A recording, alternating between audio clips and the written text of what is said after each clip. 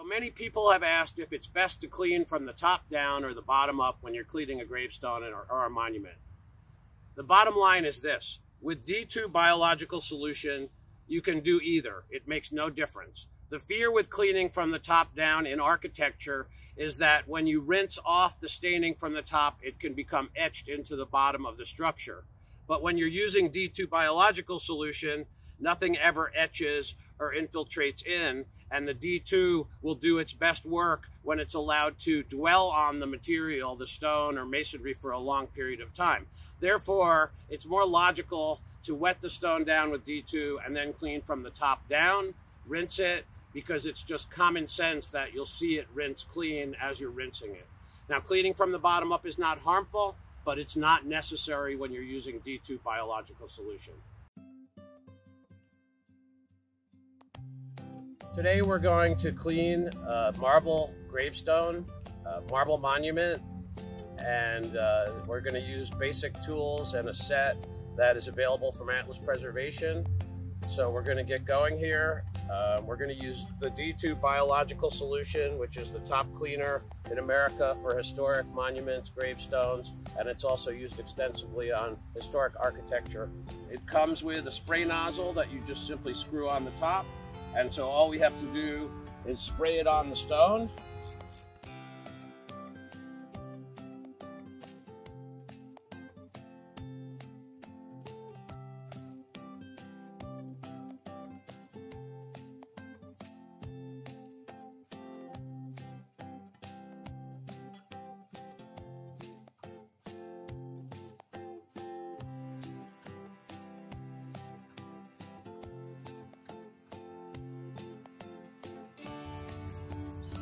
But what we're going to do here today is give it about 5 or 10 minutes, and we're going to start brushing, and then we're going to rinse, and we're going to get quicker results.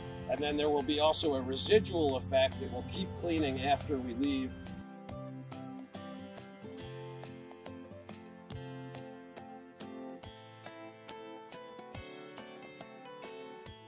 I've only used about this much, so certainly a quart could do a number of stones. Okay, so we've sprayed this marble monument down with the D2 biological solution. We've given it about 10 minutes to kind of soak into the stone a little bit, and it's starting to evaporate a little, but a lot of it is seeping into the pores of the stone.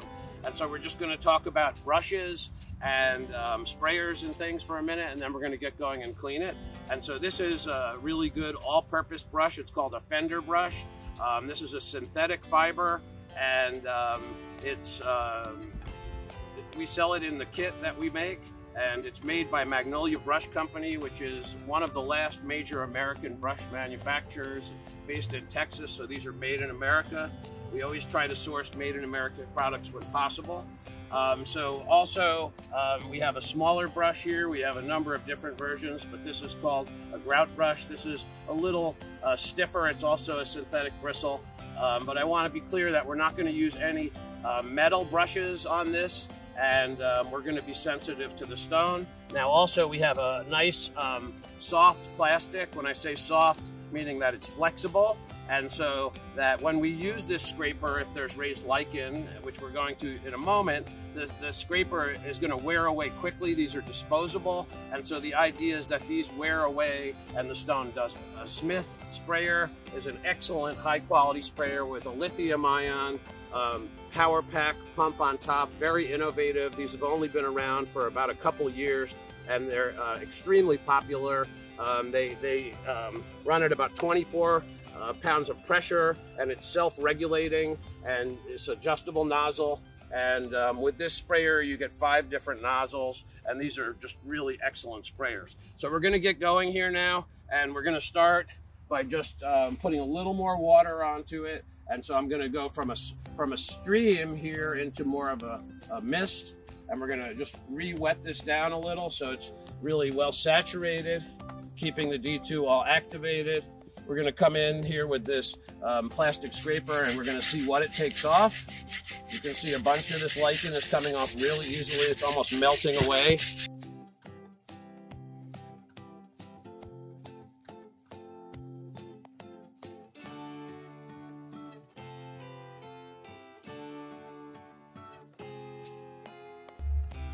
Okay, you can see the green running off, so obviously it's having an immediate effect. Okay, so we're going to move on to the Fender brush. Now this is a synthetic fiber. We also have these available in a Tampico, which is a natural fiber.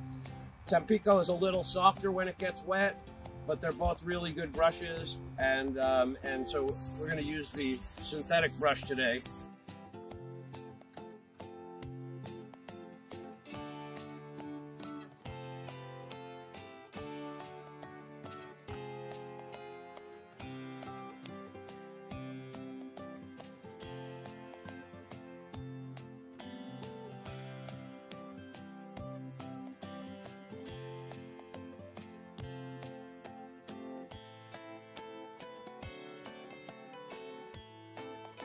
Right now I'm barely touching it. I'm going to use random motion to get into the inscription.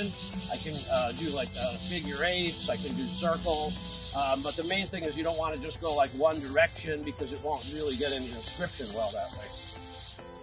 So the primary ingredient in D2 are quaternary ammoniums, but there's also surfactants, which are more like soaps that provide general cleaning. And then one of the key components is the fact that it'll continue to clean the stone after we leave the site here today. And over the next couple weeks and months, it'll get cleaner and cleaner. So that's pretty good for the amount of time we've spent on it. Now I can take the smaller brush and we'll come into the inscription.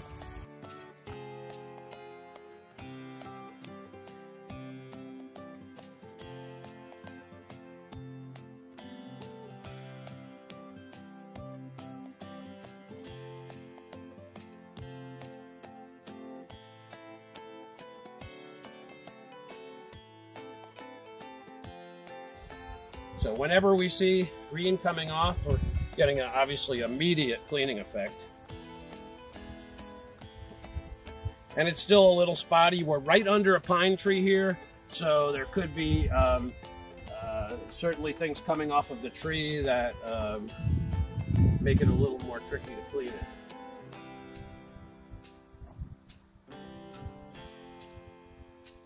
Give it one more time with the bigger brush now, and then we'll pretty much call it quits and let nature take its course. Wow, it's really having a big effect now. Evening it right out. Again, keeping it very hydrated, lots of water. Some people like to have a full bucket of water and dip the brush in. I find the trouble with that is that the bucket of water immediately gets dirty, and I like to just keep the water flowing onto it. I find is the most effective technique for me. That's about it. So we'll give it a final rinse here. Now the water that's sheeting off is pretty clear, so we're not really taking much more off now.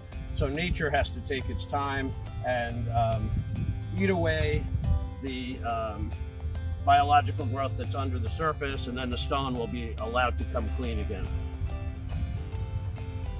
Not the most impressive, but a major improvement. But again, as time goes by, all of this green will disappear. Even as the stone dries today and the sun hits it a little later in the day, it will greatly improve. And so anyway, thanks for watching, and I hope you enjoyed this video.